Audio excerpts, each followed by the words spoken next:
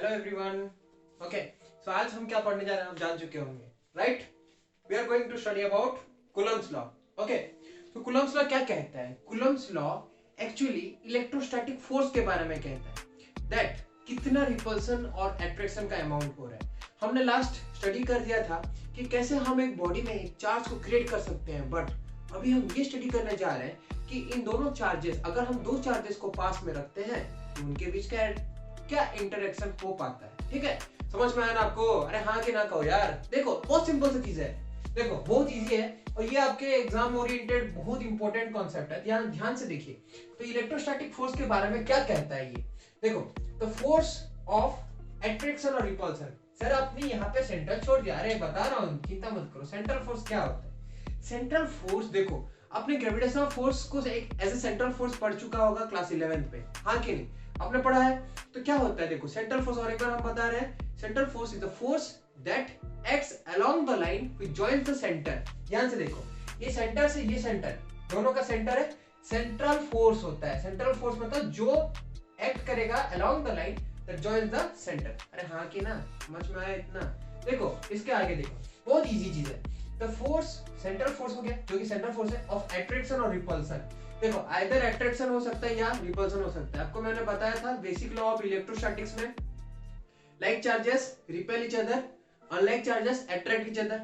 समझ में आ रहा है ना?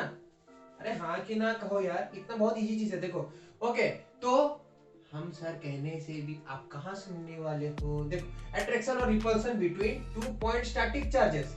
ध्यान से सुनो, attraction or repulsion between two point static charges is directly proportional to product of strength of the two charges। देखो directly proportional का मतलब होता है क्या कि वो अगर बढ़ेगा तो ये भी बढ़ेगा। directly proportional वही होता है। अब यहाँ पे ध्यान से देखो कि directly proportional to the product of the strength of the two charges। strength हमने इसीलिए लिया क्योंकि strength कोई particular चार्ज का खाली मैग्नीट्यूड को रिपेयर नहीं करता। एक्चुअली चार्ज का मैग्नीट्यूड जितना ज्यादा होगा वो उतना दूसरे को प्रभाव कर सकता है, उसको उतना इन्फ्लुएंस कर सकता है। ठीक है, अब ये इन्फ्लुएंसिंग कैपेसिटी को इसीलिए मैंने उसको स्ट्रेंथ नाम दिया है। Okay, the strength of the charges and inversely proportional to the square of the distance between them. इसका मतलब क्या समझते हो? Inversely proportional to the square of the distance between them मतलब it obeys inverse square law just like the gravitational law, right? Inverse square law का मतलब होता है कि कोई भी फोर्स जो कि इनवर्सली वेरी करेगा विद द डिस्टेंस, उसको हम लोग क्या कहते हैं? इनवर्स स्क्वायर लॉ कहते हैं। So Coulomb's law is also a inverse square law. Okay, also an inverse square law. See it obeys, यहां पे ध्यान से देखो, inversely proportional to square of the distance between them. Okay, तो sir आपने यहां पे पॉइंट स्टैटिक चार्जेस कहा। हम कब एक बड़े बड़े बॉडी में चार्ज होता है तो उसको क्या हम पॉइंट चार्ज ले पाएंगे? यस, एक बहुत बड़ा सा स्फेरिकल बॉडी है, उसको मैं पॉइंट चार्ज कब लूंगा? देखो हम क्लास 11th में पढ़े थे पॉइंट ऑब्जेक्ट का कॉन्सेप्ट। कहां पे पढ़े थे? क्लास 11th में। क्लास 11th में क्या पढ़े थे कि if the distance between two bodies is very large, अगर दो बॉडी के बीच का डिस्टेंस बहुत ज्यादा हुआ, क्या दो बॉडी का बीच का डिस्टेंस बहुत ज्यादा हुआ तो क्या होता है? दो बॉडी का डिस्टेंस ज्यादा हुआ, बीच का डिस्टेंस ज्यादा होने से वो बॉडी छोटा हो जाता है। ठीक है, क्योंकि हमने देखा है कि कोई भी चीज को हम लोग जितना दूर से देखेंगे उतना छोटा दिखता है कि नहीं? आपने मार्क किया होगा यार। देखो अब जा रहे हो, कोई दूर से एक हाथी आ गया, हाथी को देखे, अरे वाह बहुत बड़ा एनिमल है। अब आप दूर आ गए, दूर आते गए तो छोटा होते क्या कि नहीं? छोटा सा हाथी। समझ में आ रहा है ना? ओके, तो आगे देखिए। ओके, तो यहाँ पे ध्यान से मार्क करिए, बहुत आसान सा चीज है कि F is directly proportional to the क्या product of the strength of the two charges and inversely proportional to the square of the distance between them। ठीक है, तो इन दोनों को अभी हम कंबाइन कर देंगे। क्या करेंगे? कंबाइन कर देंगे। समझ में आ रहा है? तो एक बार मिटा दूं। ओके, तो अभी हमने ये पढ़ा F is directly proportional to Q1 Q2 and F is inversely proportional to 1 by d square or r square, whatever you take between the distance between the two bodies। ठीक है, तो दोनों को अभी हम मिलाएंगे। so F is equal to K times Q1 Q2, इसको KE दे देते हैं। ठीक है, by d square। so KE क्या है sir? KE is known as electrostatic constant. क्या कहेंगे रे इसको? Electrostatic constant. ठीक है, तो KE का वैल्यू क्या होता है सर? के इक्वल टू 1/4 पाई एप्सिलॉन होता है। What do you mean by epsilon? Epsilon होता है परमिटिविटी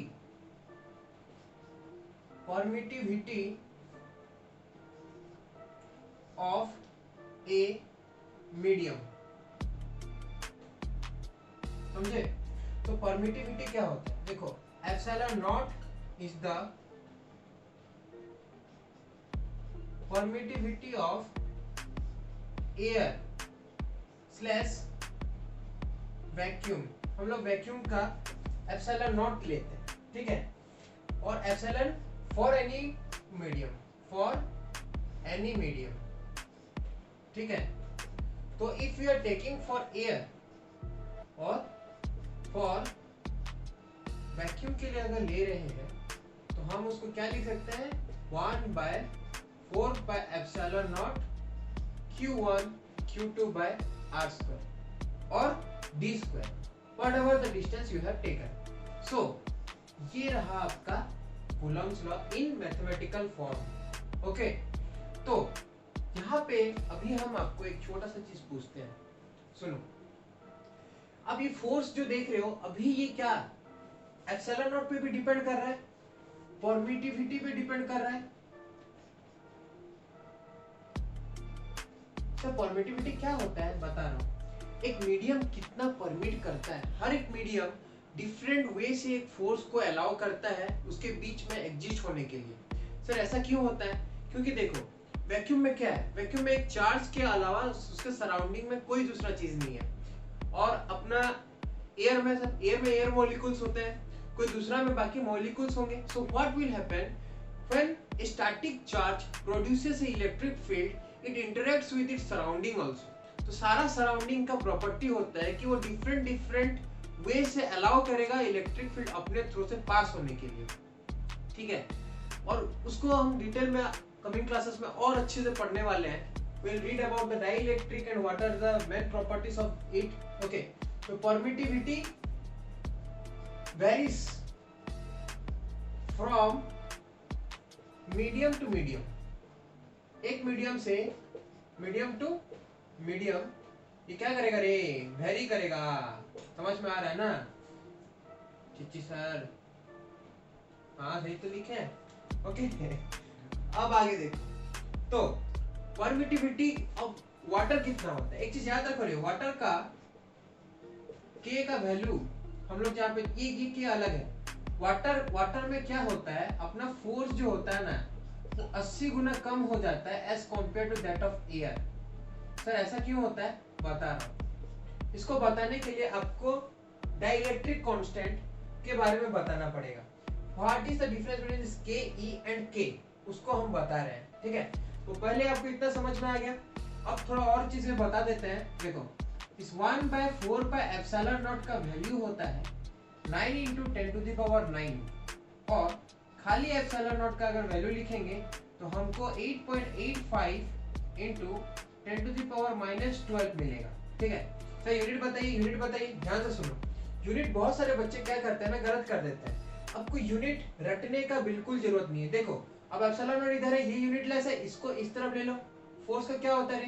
न्यूटन होता है। इसको इस तरफ ले लोगे तो क्या होगा? Newton meter square. और ये जो दोनों है ये कूलम का होता है। The unit of charge is coulomb, you know that. So coulomb into coulomb का square. So it is very simple. क्या होगा? न्यूटन मीटर स्क्वायर पर कूलम स्क्वायर। समझ में आया? तो यूनिट रटने का बिल्कुल भी जरूरत नहीं है, क्योंकि आप निकाल सकते हो। बी कॉन्फिडेंट, हाँ कि ना? ठीक है, समझ में आ रहा है ना? अब हम इसको सब मीडियम के लिए कैसा वैलिड होगा वो समझाएंगे, ठीक है? चलो मिटा दे रहा हूँ। ये वाला पार्ट लिख चुके हो गए, होप सो, ठीक है? ये वाला तो पता है आपको, इजी चीज है, राइट? बहुत इजी चीज है सर ना। अब आगे देखते हैं। देखो, तो what is relative permittivity? Relative permittivity क्या होता है? ध्यान से सुनो। एप्सिलॉन आर से डिनोट करता है। क्या करता है? एप्सिलॉन आर से डिनोट करता है, जिसको हम एप्सिलॉन बाय एप्सिलॉन नॉट लिखते हैं, ठीक है? क्या होता है? Permittivity of any medium by permittivity of vacuum, और इसका वैल्यू 80 होता है वाटर के लिए। किसके लिए? वाटर के लिए 80 होता है। इसका मतलब क्या है सर? 80 होता है का मतलब, देखो एप्सिलॉन को मैं क्या लिख सकता हूँ, epsilon naught into epsilon r लिख सकता हूँ। याद रखो एप्सिलॉन आर को हम लोग k के साथ बराबर लेते हैं, फिर k is also known as this k is also known as dielectric constant of the medium.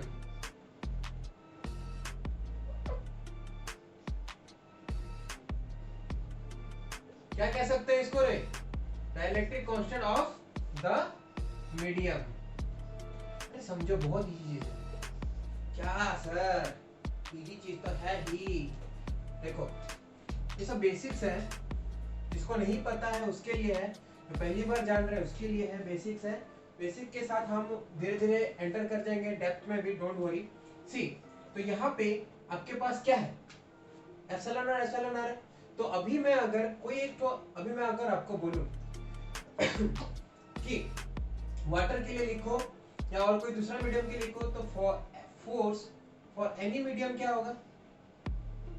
अगर हमको उसका रिलेटिव परमिटिविटी पता है तो मैं क्या लिख सकता हूँ? 1/4 पे एप्सिलॉन की जगह में can I write epsilon R into और epsilon not into epsilon are.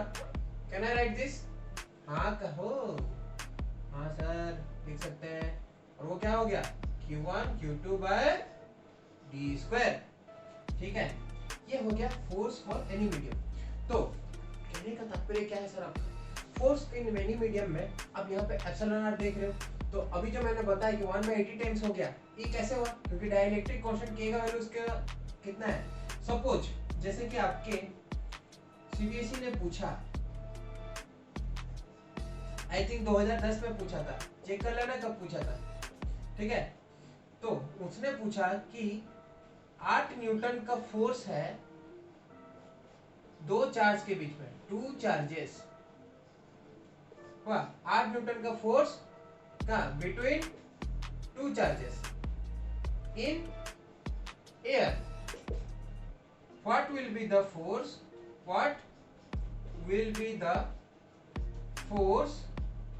in water? देखो ये 1 मार्क का क्वेश्चन हुआ करता है। ठीक है, अगर 2 मार्क का भी आ जाए, ऐसा काइंड ऑफ क्वेश्चन 2 मार्क का आ जाए, तो आपको पूरा थोड़ा लिख लेना पड़ेगा। आप तो जानते ही हो, स्टूडेंट हो, अच्छे से जानते हो कितना लंबा लिखना है, क्वेश्चन के मार्क हिसाब से आप लिखते हो, राइट? ओके तो 8 न्यूटन, एक्चुअली में आंसर कितना इजी है। देखो कि ये 8 न्यूटन एयर पे है, हम जानते हैं क्या 1/80 गुना कम हो जाता है, तो 8 न्यूटन बाय 80 कर देंगे, तो this will come 0.1 newton in water. So आप देख पा रहे हो पानी में कम हो जा रहा है। क्या हो रहा है? पानी में फोर्स कम हो जा रहा है, पता चल रहा है? कितना इजी चीज है, देखो, very very very very easy, right? अभी तक इजी है, समझ में आ रहा है ना? ओके, तो अभी यहाँ पे आप देख पा रहे होगे, ठीक है, यहाँ पे 2011 का एक क्वेश्चन है। क्वेश्चन ने क्या कहा है? क्वेश्चन ने ये कहा है तुमसे ड्रॉ करो ग्राफ। ठीक है, क्या कहा है? ग्राफ को ड्रॉ करो। क्या बोला है? देखो, so the variation of coulomb force. क्या बोला है? Coulomb force with force versus 1/r²। तो from the formula you know, answer कैसे लिखोगे? देखो, अच्छा क्या क्या दिया है? एक 1 माइक्रोकूलम दिया है और एक 1 माइक्रोकूलम के साथ -3 माइक्रोकूलम दिया है। ध्यान से थोड़ा इस चीज को सुनो। अब एक चीज समझो, पहले आपको कुछ चीजें बताते हैं। फोर्स जो होता है, जैसे कि आप यहाँ पे लिख रहे हो k टाइम्स Q1 Q2/r² जो लिख रहे हो, तो यहाँ पे हम चार्ज का साइन नहीं दे रहे। बहुत ही इंपॉर्टेंट सा चीज सुनो, यहाँ पे हम चार्ज का साइन नहीं दे रहे। क्यों नहीं दे रहे सर? क्योंकि आइदर फोर्स अट्रैक्टिव होता है या रिपल्सिव होता है। तो फोर्स इसमें नेगेटिव या पॉजिटिव का कुछ ऐसा चीज है नहीं। Either it tells about the nature. क्या बोलता है? नेचर बोलता है। ठीक है, आइदर रिपल्सिव होगा या फिर अट्रैक्टिव होगा। तो ये हो गया मेरा force equal to k Q1 Q2/r²। अब इस चीज को ध्यान से समझो कि for a fixed charge, for a fixed charge Q1 and Q2, K भी कांस्टेंट है, Q1 और Q2 भी कांस्टेंट हो गया, तो F क्या हो जाएगा, directly proportional to 1 by r square. And ये वाला रिलेशन मिल गया हमको, क्या बोला, F versus 1 by r square. So we need to draw a diagram. मैं यहाँ पे डायग्राम एक ड्रॉ करूंगा। तो डायरेक्टली प्रोपोर्शनल का ग्राफ कैसे होता है आपको पता है ऑलरेडी, ये 1 बाय r स्क्वायर बनेगा और यहाँ पे क्या बनेगा, फोर्स। अब बहुत ही इंपॉर्टेंट सा चीज देखो, यहाँ पे 1 बाय r स्क्वायर हो गया। अब एक चीज समझो, अगर मैं F को इसको और एक बार लिखो, अरेंज करके लिखो, रीअरेंज करके लिखो, देखो F को 1 बाय r स्क्वायर है, इस 1 बाय r स्क्वायर को नीचे ले रहा हूँ, F by 1 by r square. अगर मैं इसको ऐसे लिख लिया तो ये क्या बनेगा, कि K Q1 Q2 देगा, K तो कांस्टेंट है, बट यहाँ पे हमारे पास दो ठो चार्जेस है, टू पेयर ऑफ चार्जेस। क्या क्या है, एक 1 माइक्रोकूलम के साथ है 2 माइक्रोकूलम ऑफ चार्ज, यस और नो, एंड एक 1 माइक्रोकूलम ऑफ चार्ज के साथ है -3 माइक्रोकूलम ऑफ चार्ज। अरे हाँ कि ना, समझ में आ रहा है ना। अब ध्यान से समझो, जैसे कि दो चार्जेस डिफरेंट है, तो उनमें क्या डिफरेंट आएगा, ध्यान से सुनो। ये आप देख पा रहे हो, ऊपर में एक क्वांटिटी है, नीचे में एक क्वांटिटी है। तो यहां से मैं आपको एक चीज समझाता हूं, स्लोप ऑफ ए ग्राफ क्या होता है। स्लोप ऑफ ए ग्राफ, ये आप जानते हो tan थीटा होता है, सब कोई जानते हो, right. Slope of a graph is tan theta, सब बोल देते हैं, लेकिन एक्चुअली में होता क्या है, स्लोप ऑफ ए ग्राफ में होता है फिजिकल क्वांटिटी। जब फिजिक्स में हम क्या करते हैं, फिजिकल क्वांटिटी along, ये कौन सा है, y है, ये x है, y axis by physical quantity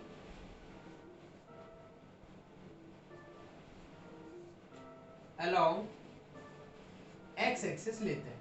क्या लेते हैं, physical quantity along y axis divided by physical quantity along x axis हम लोग लेते हैं। तो इससे क्या मिलता है हमको, फोर्स बाय ये वाला मिलता है। अब स्लोप का वैल्यू हमारा ये दो पेयर के लिए अलग अलग होगा। ये हो गया मेरा स्लोप, मार्क करो। अगर मैं इसको लिखूंगा तो ये इसके लिए क्या हो जाएगा, F by 1 by r square हो जाएगा, है कि नहीं। तो ये अभी डिपेंड करेगा स्लोप किसके ऊपर, Q1 और Q2 के ऊपर डिपेंड करेगा। K तो दोनों के लिए कांस्टेंट है, तो अगर मल्टीप्लाई करोगे 1 into 2 कितना होता है, 2 माइक्रोकूलम। माइक्रोकूलम तो नहीं, यूनिट नहीं लेंगे यहाँ पे, 1 into 2 को मैं बस बोल रहा हूँ। देखो मैग्नीट्यूड कितना आ रहा है, उसका 2 आ रहा है, और यहाँ पे 1 into -3 आ रहा है, -3 फॉरगेट अबाउट द साइन, हम लोग Q1 and Q2 लेते हैं, तो यहाँ पे 3 आ रहा है, ठीक है। तो डेफिनेटली आपका जो दो ग्राफ होगा, दोनों का स्लोप थोड़ा अलग अलग होगा। आप इधर मार्क कर सकते हो, इनमें से कौन सा ज्यादा स्लोप है, इसका स्लोप ज्यादा है, इसका स्लोप कम है, थोड़ा सा लेस है, देख पा रहे हो, कम है, तो इसका स्लोप आपका ज्यादा है, मोर स्लोप θ1 ले रहा हूँ, इसको θ2 ले रहा हूँ, ठीक है। तो अब इसमें क्या होगा, इन दोनों ग्राफ में आप ये वाला ग्राफ किसके लिए होगा, 1 माइक्रोकूलम के लिए और -3 माइक्रोकूलम के लिए, which is one attractive one, this one is attractive, और ये वाला आपका रिपल्सिव होगा, ठीक है।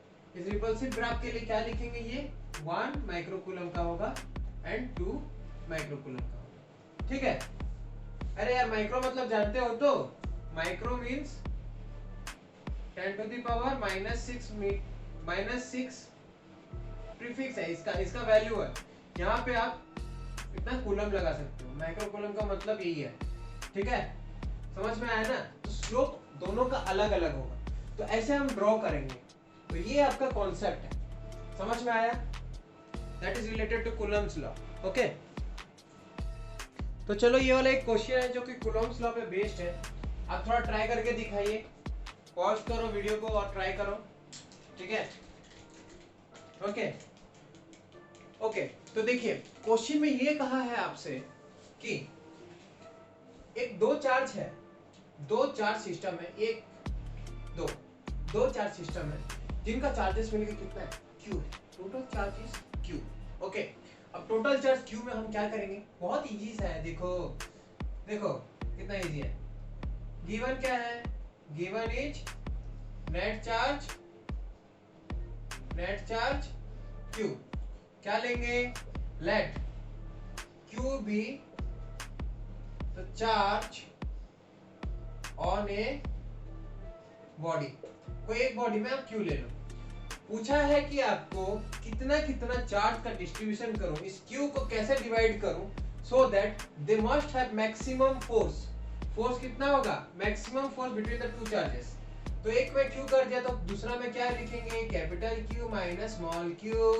हाँ कि नहीं, बहुत आसान है कि नहीं। टोटल नेट बोला है, उसमें क्या है, इसका चार्ज प्लस दिस चार्ज मिलके कितना आएगा, Q आएगा। ठीक है, तो अभी मैं क्या कर सकता हूँ, applying Coulomb's law, I will get what, K times Q into capital Q minus small q by the distance is fixed, suppose r square, ये वैल्यू मैक्सिमम होना चाहिए। तो आप जानते हो from concept of maxima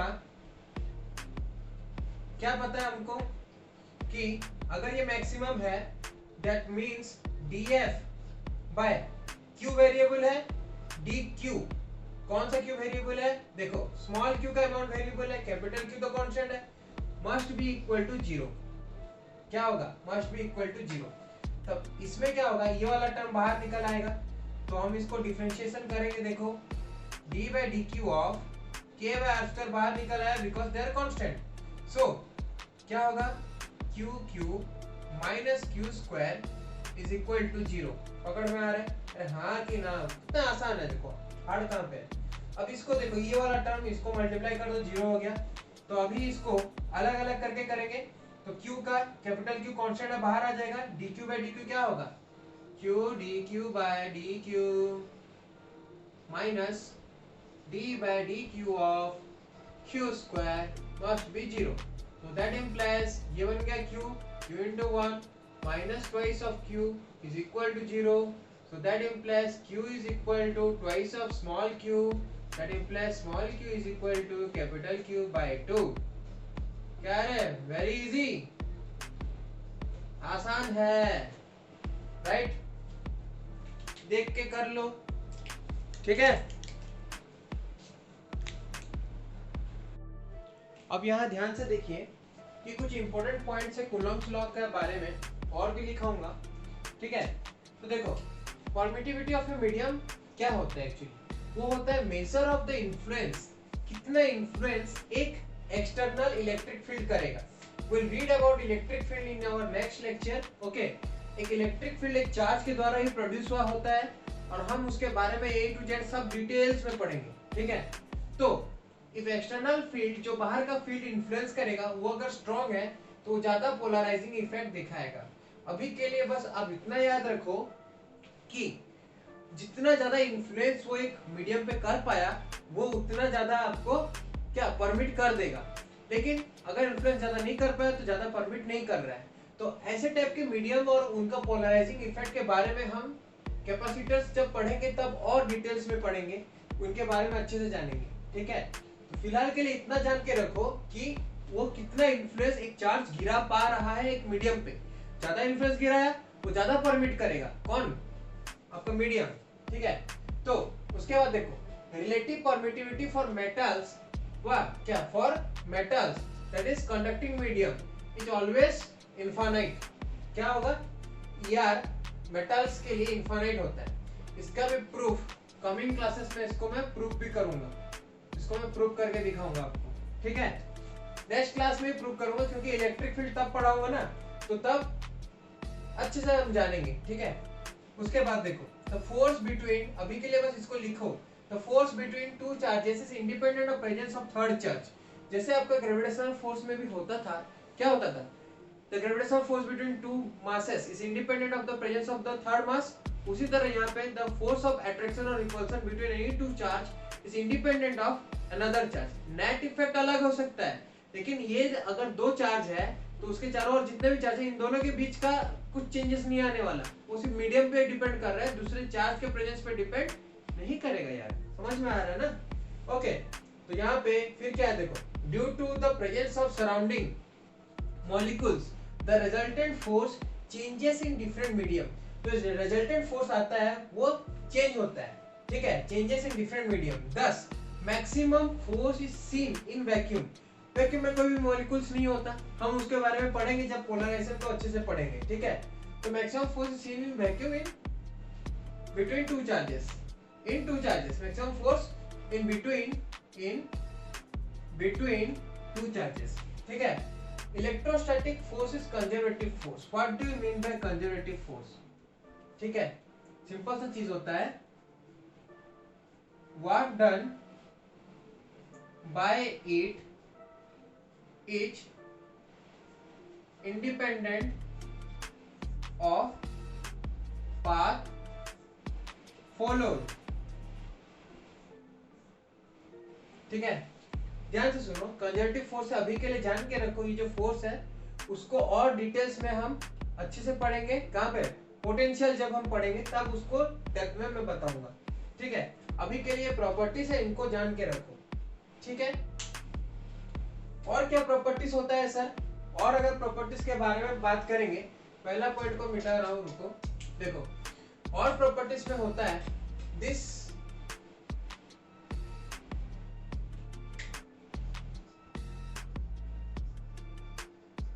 Coulomb's law OBCs. किसको ओबे करेगा? देखो, न्यूटन्स थर्ड लॉ. ठीक है, Coulomb's law obeys Newton's third law. इसको भी हम बताएंगे जब हम आपको इलेक्ट्रिक फील्ड का कॉन्सेप्ट बताएंगे.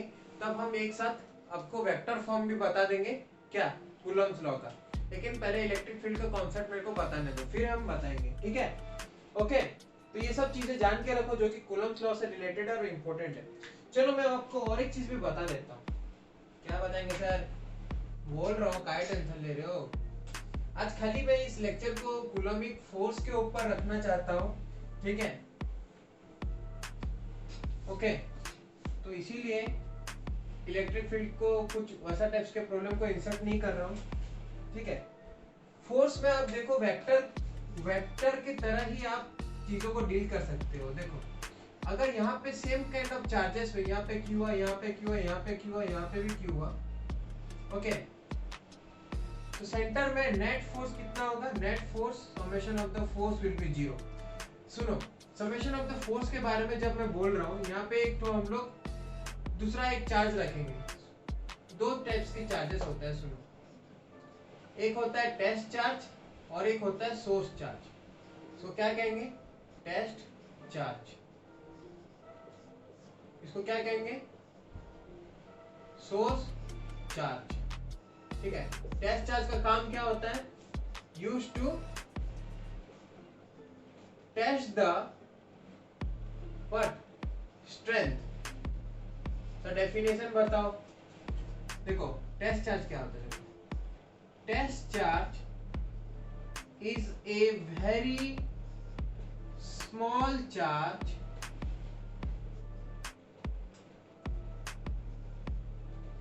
that is used to, किस लिए यूज होगा?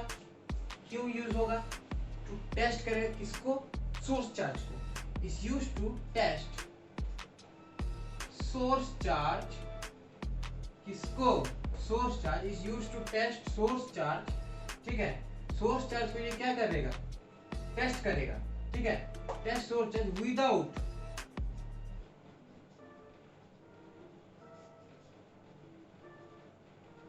Influencing any other charge. कोई भी चार्ज को बिना इन्फ्लुएंस किए, without influencing the source charge, without influencing source charge. Actually क्या होता है? सोर्स चार्ज का इलेक्ट्रिक फील्ड को डिस्टर्ब नहीं करेगा. इलेक्ट्रिक फील्ड जब पढ़ेंगे और अच्छे से जानेंगे. ठीक है, तो इसका स्ट्रेंथ को वो मेजर करता है. कौन? Test charge. किसको मेजर करता है? सोर्स चार्ज का स्ट्रेंथ को मेजर करता है. समझ में आ रहा है ना? तो यहाँ पे अगर मैं छोटा सा QT रखा है, यहाँ पे स्मॉल QT. ओके, तो इसके बाकी सारे चार्जेस के लिए यहाँ पे 0 होगा. क्योंकि देखो, according to law of what? Repulsion. यहाँ पे आपका इस तरफ ये इसको क्या करेगा? ये चाहेगा, ये चार्ज चाहेगा ये इस तरफ जाए. ये वाला चाहेगा क्या? ये इस तरफ जाए. सो डू ये लोग सबको क्या चाहेंगे? ये अपने ऑपोजिट तरफ जाए and their magnitude will be same as this distance is, as this is symmetrical body, this distance is suppose r they are all same. ठीक है, बोलने का तात्पर्य क्या है, एक छोटा सा चीज जान के रखो, बहुत आसान सा चीज है, भले वो ट्रायंगल हो, इक्विलेटरल ट्रायंगल, ठीक है, वेरी वेरी नेसेसरी। ओके, और अगर सेम टाइप के चार्जेस हुए तो उनका सेंटर में जीरो होगा, नेट फोर्स कितना होगा, F equal to 0. So for a regular polygon,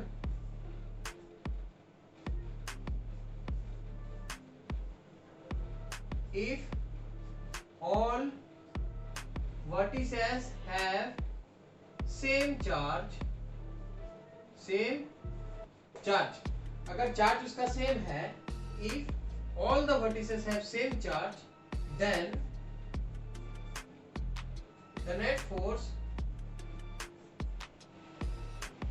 at the center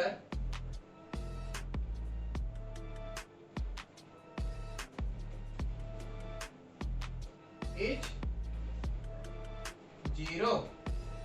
ठीक है, the net force at the center is 0. याद रखना, कितना भी हो जाए, जितना भी ज्यादा हो जाए, 0 होगा। तो जी बोर्ड में देख रहे हो, ये बहुत सुंदर सा क्वेश्चन है और बहुत आसान सा क्वेश्चन है। क्वेश्चन ने कहा 3 चार्जेस प्लस क्यू और एक स्मॉल क्यू और एक plus q are placed respectively at a distance of 0, d/2 and d from origin on x axis.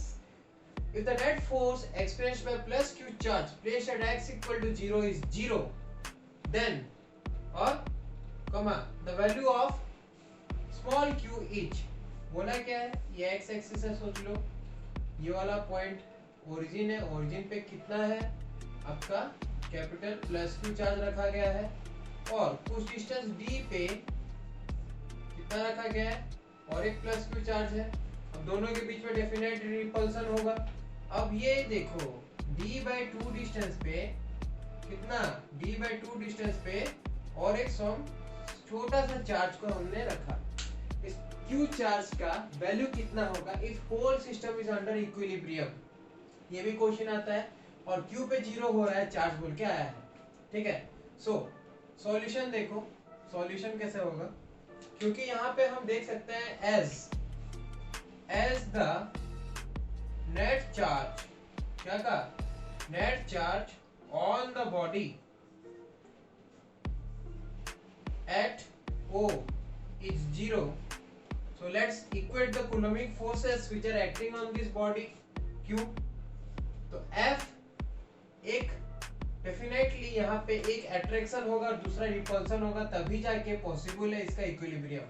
समझ में आ रहा है? तो आप दो ऑप्शन को ऐसे ही काट सकते हो, सॉरी इस ऑप्शन को ऐसे ही काट सकते हो, ये सॉरी प्लस है ना, तो ये प्लस और ये प्लस को आप काट सकते हो ऐसे, ये बाय 4 था। ओके, तो A और B तो पॉसिबल नहीं होगा क्योंकि ये +4 है, सॉरी प्लस है, दोनों के दोनों क्या है, पॉजिटिव चार्जेस है, तो पॉजिटिव चार्जेस नहीं हो सकता, डेफिनेटली नेगेटिव होगा, ये होगा या ये होगा, वो निकालेंगे। देखो बहुत ही आसान है, F इक्वल टू K, एक आएगा Q बाय क्या आपका d/2 का स्क्वायर, दिस इज डेफिनेटली ये अट्रैक्टिव होना चाहिए, और एक रिपल्सिव फोर्स आएगा क्या, K Q square, Q into Q आएगा, Q into Q by d square, दोनों को इक्वेट कर दो, बहुत आसान है, Q by d square by 4 हो गया, और ये कितना हुआ, K Q square by d square, ये किसके लिए, फॉर इक्विलिब्रियम, ठीक है ना, इक्विलिब्रियम के लिए है। सो 4 ऊपर चला गया, K से K कट गया, Q से एक Q गया, d स्क्वायर से d स्क्वायर गया, so it is 4 small q is equal to capital Q, which is capital Q is equal to by 4। देख रहे हो कितना आसान नंबर था, बहुत ही आसान था, है कि नहीं, देखते ही आंसर हो जाएगा। डोंट बिलीव सर इतना इजी नंबर क्यों करवा रहे हो, क्योंकि ये आया था जेईई मेंस 2019 में, आसान नंबर करवा रहे हो सर, अरे आसान से ही तो तकलीफ की ओर बढ़ेंगे, क्योंकि इस कूलम्ब्स लॉ के ऊपर इतना हार्ड नंबर नहीं आ रहा है। ठीक है, जो भी आएगा आपको इलेक्ट्रिक फील्ड को मिला के आएगा, ठीक है। तो मैं यहाँ से जितना ढूंढा जितना आ रहा है, ठीक है, उस टाइप्स के नंबर आपको करवा दिए। ओके, कूलम्स लॉ के ऊपर और ज्यादा वैरायटी ऑफ नंबर ऐसा नहीं बनेगा, क्योंकि जब भी आएगा कूलम्स लॉ के ऊपर तो वो आपका इलेक्ट्रिक फील्ड का कॉन्सेप्ट से ही आ जाएगा इनडायरेक्टली, ठीक है। समझ में आया ना ये क्वेश्चन, पकड़ में आया, इरेज कर दूं। और एक चीज हम आपको बता देते हैं, आई थिंक वो 1982 में आया था, बहुत आसान सा नंबर है, मिटा दे रहा हूँ। ये नंबर अगर जान जाओगे तो क्या होगा ना, आप अच्छे से इलेक्ट्रिक फील्ड के नंबर्स भी पकड़ पाओगे, ठीक है। फोर्स और फील्ड में ज्यादा डिफरेंस नहीं है, आपको मैं बताऊंगा, डोंट वरी, क्योंकि मैंने डिसाइड किया है कि ये लेक्चर फिर से मैं कह रहा हूँ, ठीक है, ओनली कूलम्बिक फोर्स पे ही बनाऊंगा, ठीक है। तो उससे और क्या नंबर आ सकता है, आया हुआ 1982 में आया था, कोई पैदा नहीं हुआ था यार, बहुत दिन पहले आया था, ठीक है। तो एक हेक्सागोन आया था, क्या आया था, हेक्सागोन आया था, ठीक है। हेक्सागोन का साइड दे दिया आर,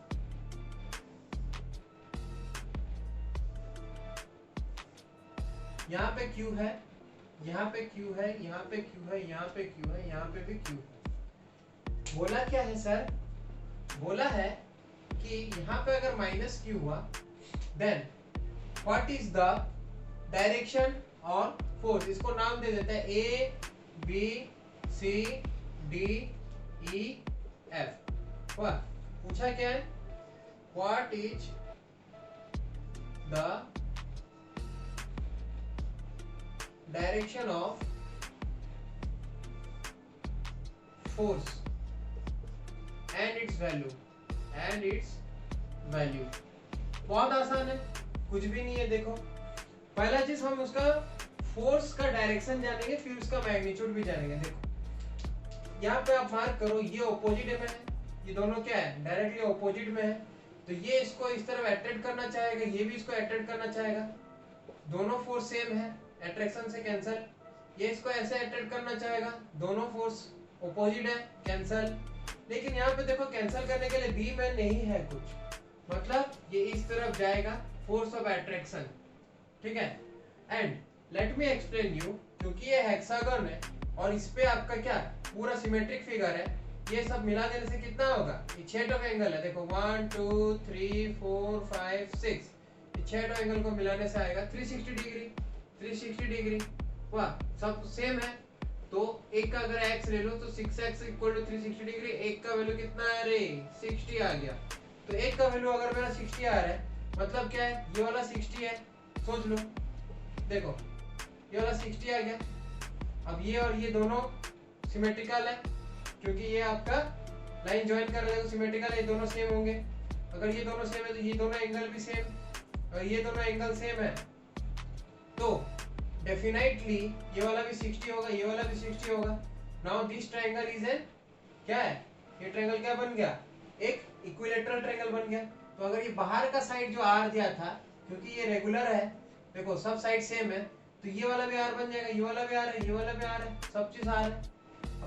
बाहर का सारा आर हो गया तो अंदर का भी सारा आर होगा, ये भी आर, ये भी आर, ये वाला भी r, r r r, all r r. तो सिंपल है, एफ इक्वल टू कितना आ जाएगा, के क्यू का वैल्यू है, दोनों क्यू है, k q square by r square. कुछ भी था, अरे यार बहुत ही आसान नंबर था, है कि नहीं। देखो अभी हम पढ़ेंगे क्या, validity of Coulomb's law.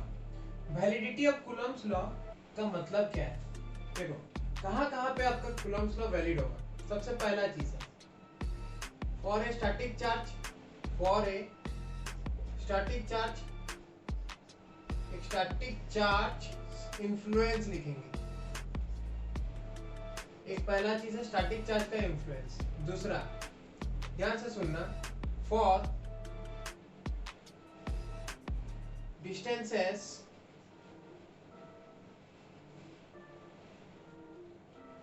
more than or for distances less than 10 to the power minus 15 meter, Coulomb's law doesn't hold good. Why? Because 10 to the minus 15 meter is nuclear range. क्या होता है? न्यूक्लियर रेंज है, इतना में आपका nuclear force prevail करेगा। Nuclear force क्या होता है? It is the most what strongest force in nature. Nature में सबसे स्ट्रॉन्गेस्ट फोर्स होता है, आपने पढ़ा होगा क्लास 11 में, ठीक है। तो न्यूक्लियर रेंज में आ जाता है, तो न्यूक्लियर फोर्स क्या है? स्ट्रॉन्गेस्ट फोर्स है। तो ये आपका क्या हो जाएगा? Nuclear force will prevail. क्या होगा? न्यूक्लियर फोर्स एट्रैक्टिव होता है। अरे हाँ कि ना, एट्रैक्टिव होता है, ठीक है। ओके, 2 के बाद 3 और क्या हो सकता है? देखो, this is valid for point and spherical body only. Point and spherical body only. बोलने को क्या चाहते हैं सर कि ये दूसरा के लिए वैलिड नहीं है? नहीं है, सिर्फ पॉइंट और स्फेरिकल बॉडीज के लिए वैलिड होगा। स्फेरिकल बॉडीज और पॉइंट ऑब्जेक्ट्स के लिए ही ये वैलिड है, ठीक है। अगर मैं कोई फोर्स ऑफ अट्रैक्शन निकालूं, अगर ऐसा कुछ एक लेंथ और एक रॉड है, तो यहाँ पे आपका कूलम्ब्स लॉ वैलिड नहीं होगा। इसमें अगर प्लस क्यू चार्ज डिस्ट्रीब्यूट होके है और यहाँ पे एक स्मॉल क्यू का चार्ज है, then in this case Coulomb's law is not valid. वहां पे आपको इंटीग्रेट करना पड़ेगा, जो कि मैं अभी बताने जा रहा हूँ, बताऊंगा आपको, ठीक है। तो ये तीनों पॉइंट आप लिखो। तो गाइस देखो, ध्यान से देखो, यहाँ पढ़ लेते हैं Coulomb's law in vector form क्या होता है। आप देख सकते हो यहाँ पे मैंने पोजीशन वेक्टर से 2 को रिप्रेजेंट कर दिया है। Suppose this is Q1 charge and wall आपका Q2 चार्ज है, ठीक है। तो यहाँ पे आप एक चीज मार्क करो, here there are 2 different charges and they are separated by some distance. ये suppose distance d है, okay। क्या डिफरेंस आपका डिस्टेंस? आप एक काम करो, इसको आप कुछ भी ले सकते हो। दिस डिस्प्लेसमेंट इज सपोज, ये आपका डिस्प्लेसमेंट वेक्टर ले रहा हूँ कुछ एक, ठीक है। डिस्प्लेसमेंट वेक्टर इसको r ले रहा हूँ, ठीक है। r का वैल्यू क्या हो सकता है? सुनो, r का वैल्यू डिपेंड करेगा हम क्या ले रहे हैं उसके ऊपर। ध्यान से सुनो। तो आप जानते हो पोजीशन वेक्टर क्या होता है? पोजीशन वेक्टर सोच the position of A point. Suppose ये P है और ये वाला आपका Q है, ठीक है। तो सपोज P से अगर Q गया है, ठीक है, तो ये O है। तो हम क्या करते हैं? PQ इज इक्वल टू क्या लिख सकते हैं? P से Q गया है तो हम लोग लिखते क्या है? Final point position vector minus initial point position vector, ऐसा लिखते हैं। अगर उल्टा क्या होता तो QP क्या लिखते हैं? QP के लिए लिखते हैं OP माइनस OQ, राइट। उसी तरह का बात यहाँ पे भी हो रहा है, ठीक है। तो यहाँ पे आप ये चीज देख सकते हो, QP vector is negative of PQ vector, right. ये PQ वेक्टर का नेगेटिव में आ रहा है। तो उसी तरह का बात यहाँ पे भी हो रहा है। देखो, यहाँ पे अगर मैं कूलम्ब्स लॉ को वेक्टर फॉर्म में रिप्रेजेंट करूंगा तो K Q1 Q2 बाय ये जो डिस्टेंस है r, सपोज मैं F1 दे रहा हूँ बाय 2। तो इसमें क्या हो रहा है?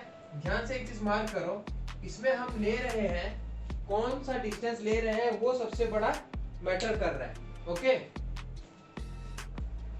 तो ये जो डिस्टेंस के बारे में हम बोल रहे हैं, ये डिस्टेंस को कैसे करके लेंगे? अब एक चीज मार्क करो यहाँ पे, इस डिस्टेंस को कैसे करके मैं लेना चाहता हूँ, ठीक है। इसको वेक्टर फॉर्म में रिप्रेजेंट करना चाहता हूँ। तो मैं क्या करूंगा, इसमें एक r कैप का डायरेक्शन जुड़ रहा है, इसी के लिए ऊपर में वेक्टर लग रहा है। So this vector F12, how can I write this? See K into Q1 Q2 by एक r का वेक्टर को मैं लिख रहा हूँ डिवाइडेड बाय r क्यूब कर दिया। I can do that. Again F12 को और प्रिसाइजली अगर लिखूंगा तो K R12 का वैल्यू कितना है? देखो, R12 मतलब R1 माइनस R2, इसका क्यूब, ऊपर में R1 माइनस R2, ठीक है। और ये बन गया मेरा Q1 Q2। Similarly exactly R21 भी आपका क्या हो जाएगा, पूरा उसका सेम आएगा, बस R2 पहले रहेगा, R1 बाद में रहेगा, बाय R2 माइनस R1 इसका मैग्नीट्यूड लेंगे। ओके, पकड़ में आ रहा है, कुछ भी है इसमें। तो अभी हम अगर देखें तो यहाँ पे आप एक चीज मान कर पाओगे, R माइनस R1 must be equal to R1 minus R2, ये आपको पता है। तो इसके साथ अगर दोनों तरफ मैं मल्टीप्लाई कर दूंगा क्या, k q1 q2 bye R2 minus R1 का क्यूब, इसका क्यूब को अगर मैं मल्टीप्लाई कर रहा हूँ, यहाँ पे मार्क करो, if I am multiplying the cube both the sides, वाह क्या करूंगा, multiplying this both the sides, okay, multiplying this both the sides, इसको अगर मैं मल्टीप्लाई कर रहा हूँ तो आपको ये वाला इक्वेशन से क्या मिलेगा, देखो k q1 q2 बाय, देखो ये R1 है, R2 माइनस R1 का cube into R2 minus R1 है ऊपर में इज इक्वल टू, ध्यान से सुनो, माइनस ऑफ यहाँ पे R1 माइनस R2 है, ये बन गया k q1 q2 बाय, अच्छा इसको उल्टा देने से भी मैग्नीट्यूड तो है सेम रहेगा, तो इसको मैं R1 माइनस R2 लिख रहा हूँ क्योंकि वो मैग्नीट्यूड है, तो उल्टाने से भी चलेगा अंदर, ठीक है। तो दोनों सेम आया, इसका वैल्यू क्या है, f ऑफ माइनस साइन है, ठीक है, this is f of 2 1 is equal to f minus of f of 1 2 in vector form. So this proves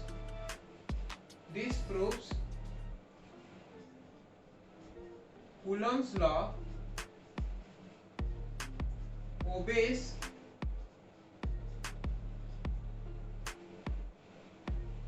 Newton third law.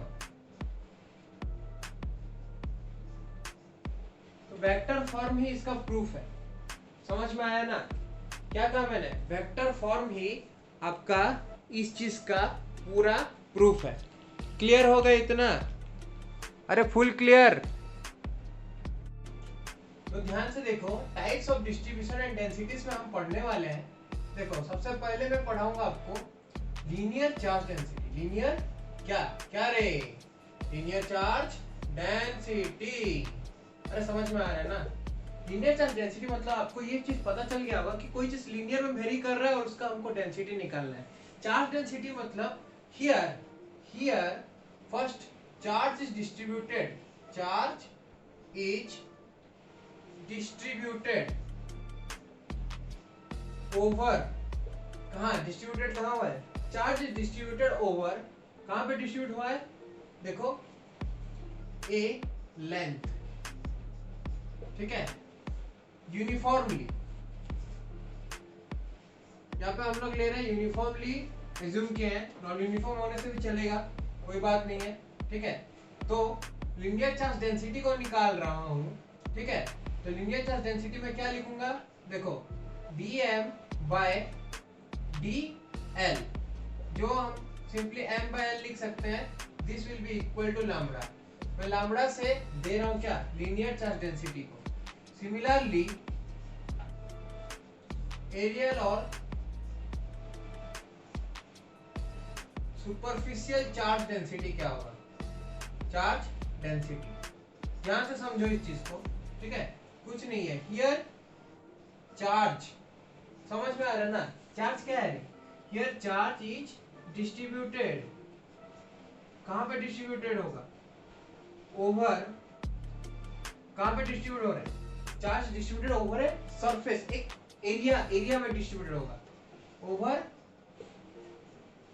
N area, ठीक है। तो इसको हम लोग दे रहे हैं sigma equal to dm by dA। यहाँ से बहुत सारा क्वेश्चन आएगा, ये बहुत इंपॉर्टेंट पार्ट बनाएगा, समझे, आपका होल क्लास 12th का ये इलेक्ट्रोस्टैटिक पार्ट का ये एक तो जो डिस्ट्रीब्यूशन आ रहा है ना, ये बहुत इंपॉर्टेंट है, ठीक है। आप ऐसे मास डिस्ट्रीब्यूशन रोटेशनल मोशन में पढ़े थे, राइट, जो लोग नहीं पढ़े थे वो यहाँ पे पढ़ो। ओके देखो नेक्स्ट हम पढ़ेंगे वॉल्यूमेट्रिक चार्ज डिस्ट्रीब्यूशन। क्या पढ़ेंगे रे? Volumetric charge distribution. Here charge क्या होगा? सिग्मा इज इधर रो देंगे, रो इज इक्वल टू डी भी, सॉरी डी ये एम लगा दे रहे, गलती हो गया। देखो डी क्यू होगा, ठीक है, यहाँ पे भी क्यू होगा। Total charge per unit length है ना, charge, this is also charge. Okay ये वाला भी क्या, this is D Q by D भी, charge over a unit area. Okay गलती से हम लिख दिया था, ये क्यू बाय एल होगा। टोटल चार्ज को डिस्ट्रीब्यूट कर रहे हैं। उधर रोटेशनल मोशन में हम मास को डिस्ट्रीब्यूट करते थे, यहाँ पे हमने क्या किसको डिस्ट्रीब्यूट किया है? चार्ज। तो D Q by D V और that is Q by V होगा, समझे? Okay volumetric charge distribution. तो इन तीनों चार्ज डिस्ट्रीब्यूशन बहुत ही इंपॉर्टेंट है। अभी हम देखने जा रहे हैं, अभी जो मैंने आपको बताया था कि एक अगर लीनियर चार्ज डिस्ट्रीब्यूशन होगा तो कूलम्ब्स लॉ कैसे आपका वैलिड नहीं होगा। How Coulomb's law is invalid here, हम वो देखेंगे अभी, ठीक है? देखो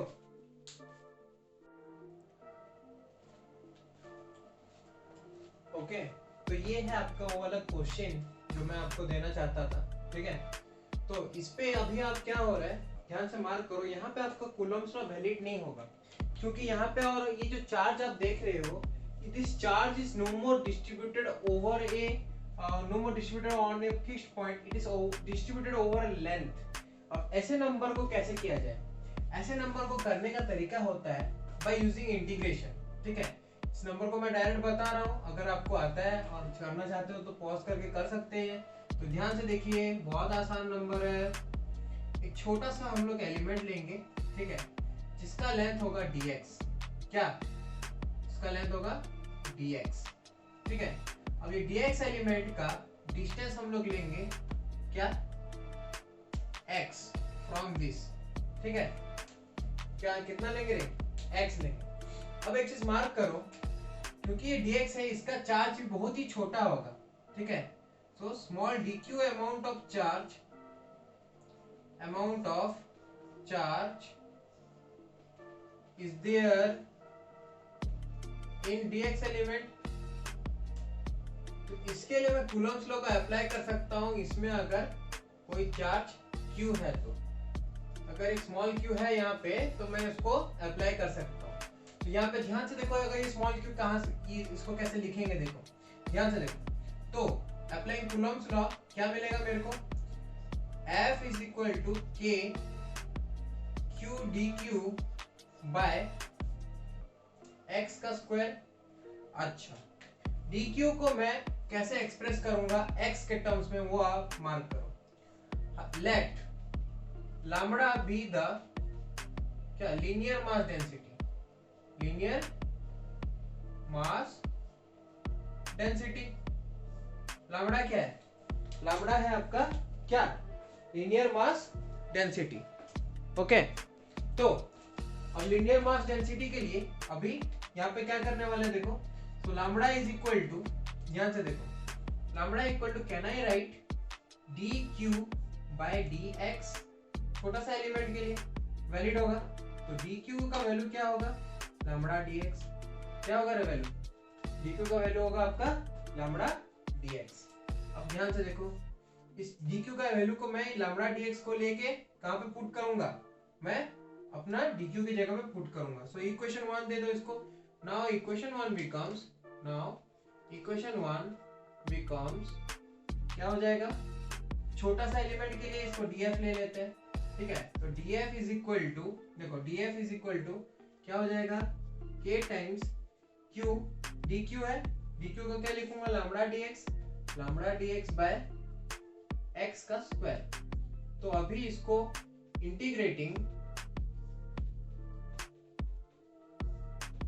LHS from 0 to F total force and right hand side from, कहां से कहां इंटीग्रेट करेंगे, ये r से r प्लस एल तक, from r to r plus L, ठीक है। तो ये 0 टू f हो गया df and k q constant है, लैम्बडा बाहर आ गया, ठीक है। इंटीग्रेशन ऑफ क्या बनेगा अभी यहाँ पे 1/x² dx, कहां से कहां, from r to r plus L, ठीक है। तो ये df का वैल्यू कितना हो गया, df का वैल्यू हो गया अब मेरा f minus 0 is equal to K Q lambda into, ये वाला क्या बन जाएगा, एक्स टू आर -2 का करने से -2 + 1 बाय -2 + 1 इच -1, ठीक है, इतना आ रहा है, ओके। तो ये हो गया मेरा इंटीग्रेशन। अब इसको लिमिट में डालेंगे बस r से r प्लस एल तक, ठीक है। तो इसको अच्छे से लिखने से that implies f is equal to K Q lambda, ठीक है। माइनस को बाहर ले ले, यहाँ पे ले लेते हैं माइनस को, minus K Q lambda by X square -1 है, मतलब 1/x का वैल्यू डालेंगे, कहाँ से कहाँ, r into R plus L तक, ठीक है। अब इसको वैल्यू डालने से क्या होगा, f equal to minus K Q lambda, दिखाई दे रहा है ना आपको, r प्लस, पहले r plus L minus 1/r, last वाला नीचे का दिखाई दे रहा है कि नहीं, जी दिखाई दे रहा है, ओके। अगर मैं इसको लिखूंगा तो एलसीएम ले लूंगा तो क्या होगा, देखो एलसीएम ले लेंगे तो क्या होगा, मार्क करो, ये यहाँ पे कॉर्नर में लिख रहा हूँ, ठीक है, उसका वैल्यू, तो f is equal to minus K Q lambda into वो हो जाएगा मेरा कितना, K Q lambda into r minus r plus L by r into r plus L, cut गया, l बचा है, लैम्बडा को क्या लिख सकता हूँ, q by capital Q by l लिख सकता हूँ मैं, लैम्बडा को और क्या लिख सकता हूँ, capital Q total by l भी लिख सकता हूँ। तो ये वाला बन जाएगा मेरा, देखो ये माइनस और ये वाला माइनस, l का माइनस, दोनों का माइनस, ये वाला माइनस है, माइनस प्लस हो गया, तो दिस इज के क्यू, वाह, ये ऊपर में l था और ये वाला बन गया मेरा capital Q by L, L से L कट जाएगा, R into R plus L, ठीक है। So finally my equation became how much, K Q into K into, अच्छे से लिखने से के इंटू क्या बना, Q by R into R plus L आया। कौन सा ऑप्शन है, R into R plus L, I think it is option D, है कि नहीं, ओके। हार्ड था क्या, तो अलग आया कि नहीं, के क्यू बाय आर स्क्वायर थोड़ी आया समझ में आया कि नहीं, आपको पकड़ में आया। आपको एक छोटा सा होमवर्क देंगे, ठीक है, if point charges Q 8Q 27Q till 1000Q are placed at S equal to D, 2D, 3D, 10D, okay, full stop, on x axis, ठीक है। If a point charge small q is placed on origin, अगर origin में एक छोटा सा charge को place किया गया, find the net force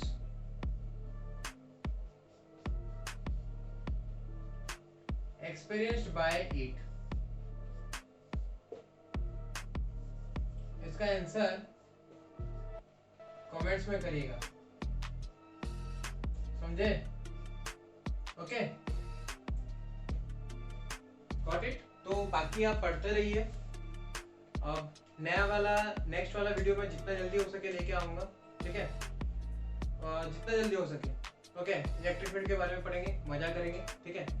तो कैसा लगा आपको टोटल जितना मेरे से हो पाया आपका कॉन्सेप्ट ऑफ कूलोम्बिक फोर्स और उसके ऊपर जो जो क्वेश्चंस आते हैं उतना बता दिए। इससे बहुत कम वैरायटी ऑफ क्वेश्चंस हैं, आगे जब हम पढ़ने वाले हैं वहाँ पे बहुत वैरायटी आएगा।